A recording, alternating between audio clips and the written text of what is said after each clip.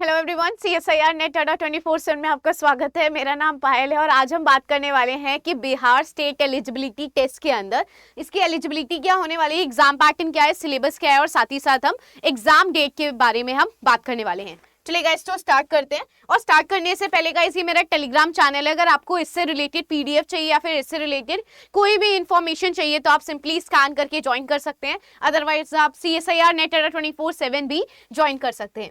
चलिए guys, start करते हैं और एक बार ओवरव्यू जान लेते हैं कि बिहार जो स्टेट है यानी कि स्टेट एलिजिबिलिटी जो टेस्ट है उसके अंदर क्या क्या चीजें हैं। तो guys, name of the question आपके पास क्या देखने को मिलने वाला है, तो आपके पास ये Bihar secondary teacher eligibility test हो जाता है जो कि बिहार स्कूल एग्जामिनेशन बोर्ड के अंदर आता है। ये वंस इन अ ईयर होता है यानी कि साल में एक बार होने वाला है। स्टेट लेवल का एग्जाम है, 230 मिनट्स का होता है यानी कि 2 घंटे 30 मिनट का जो आपका पेपर है वो होने वाला है। मोड ऑफ एप्लीकेशन आपके पास ऑनलाइन होगा, मोड ऑफ एग्जामिनेशन भी आपके पास ऑनलाइन ही होने वाला है।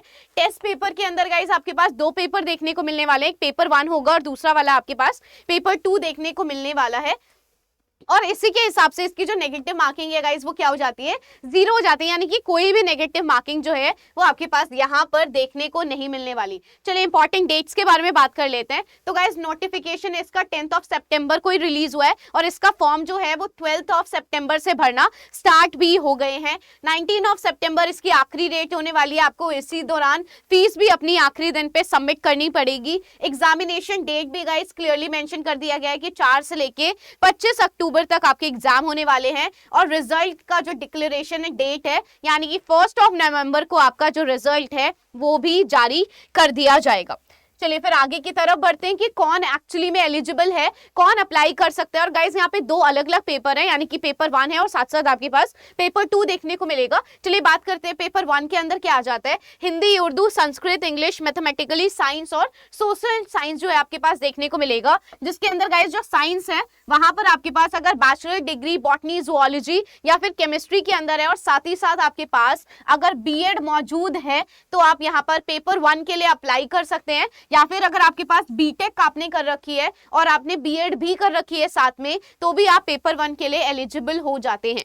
चलिए अब हम बात करेंगे पेपर 2 के बारे में। तो गाइस, पेपर 2 के अंदर आपके पास डिफरेंट सब्जेक्ट्स हैं, लेकिन अगर आपने जूलॉजी और बॉटनी के अंदर MSc कर रखी है और साथ ही साथ गाइस अगर आपके पास यहाँ पे BEd मौजूद है तो आप पेपर 2 के लिए भी एलिजिबल हो जाते हैं। तो पेपर 1 के लिए अगर आपके पास बैचलर डिग्री और BEd है और पेपर 2 के लिए आपके पास मास्टर डिग्री और BEd है तो आप पेपर 2 के लिए एलिजिबल हो जाते हैं। अब हम बात कर लेते हैं एज लिमिट क्या होने वाली है, एप्लीकेशन फीस क्या है। तो जैसे कि आप देख सकते हैं जनरल मेल कैंडिडेट की 37 ईयर है, जनरल फीमेल कैंडिडेट्स की 40 ईयर्स है और OBC मेल फीमेल 40 ईयर्स है, SC male female 42 and ST के लिए भी गाइस 42 ईयर्स यहाँ पे मैक्सिमम एज लिमिट रखी गई है।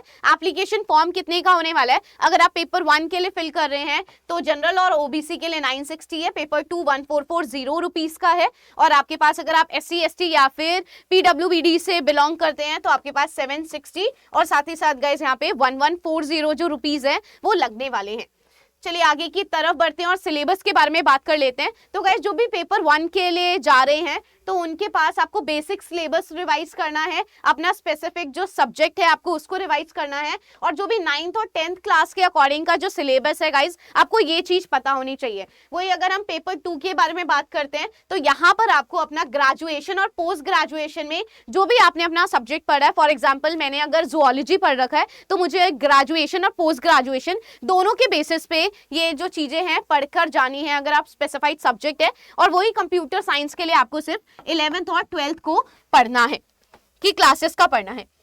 चलिए गाइस, एग्जाम पैटर्न के बारे में जान लेते हैं। तो गाइस, दोनों के अंदर ही 150 जो क्वेश्चंस हैं आपके पास देखने को मिलने वाले हैं। दोनों एग्जामिनेशन जो मोड है वो ऑफलाइन होने वाला है यानी कि पेन पेपर बेस्ड आपका जो पेपर है वो होने वाला है। टोटल 150 मार्क्स हैं दोनों के अंदर। और गाइस, दोनों के अंदर 2 ही सेक्शन आपके पास देखने को मिलेंगे। एक तो आपका सब्जेक्ट का सेक्शन होगा जो कि 100 मार्क्स का है और दूसरा आपके पास GK या फिर टीचिंग स्किल का टॉपिक होने वाला है, वो आपके पास 50 मार्क्स कैरी करेगा।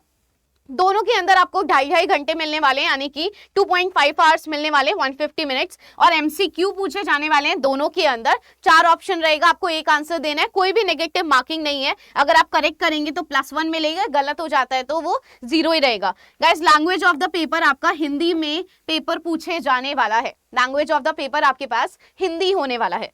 चलिए आगे की तरफ बढ़ते हैं, अब क्वालिफाइंग मार्क्स भी देख लेते हैं कि कितने पर आप क्वालिफाई कर जाएंगे। तो जो भी जनरल कैटेगरी है, पेपर आपके पास परसेंटेज कितना है, मार्क्स देख लेते हैं, सबसे बेटर रहेगा। तो अगर आपके पास 150 में से 75 मार्क्स आ रहे हैं, अगर आप जनरल कैटेगरी से बिलोंग करते हैं तो आप क्वालिफाई कर जाएंगे। वही अगर आपके पास ओबीसी यानी कि बैकवर्ड अगर आपकी क्लास हो जाती है तो 68.25, ओबीसी के लिए 63.75, एससी के लिए 60, एसटी के लिए 60 है। बाकी जितनी भी कैटेगरीज है गाइस, इन सभी के लिए 60 मार्क्स आपके पास क्वालिफाइंग होना चाहिए, यानी कि आपको अपनी कट ऑफ अगर पार करनी है। चलिए कट ऑफ के बारे में भी साथ साथ जान ही लेते हैं कि आपके पास कट ऑफ क्या देखने को मिलने वाला है। तो अनरिजर्व कैटेगरी के लिए जो कट ऑफ है वो 50%, यानी कि कम से कम आपको 50% तो स्कोर करना ही पड़ेगा। अगर आपको सेफर साइड चाहिए तो आप 60% स्कोर अराउंड आप स्कोर कर सकते हैं।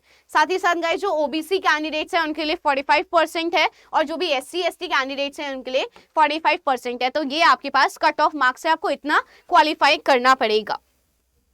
और गाइस अगर आपको इससे रिलेटेड पीडीएफ अगर आपको ये वाली चाहिए तो मैं टेलीग्राम पर अपलोड कर दूंगी, आप वहां से जाके भी डाउनलोड कर सकते हैं। अगर आपको इससे रिलेटेड कोई भी गाइडेंस चाहिए तो भी आप मेरा जो क्यूआर कोड है वो स्कैन करके ज्वाइन कर सकते हैं। Thank you so much.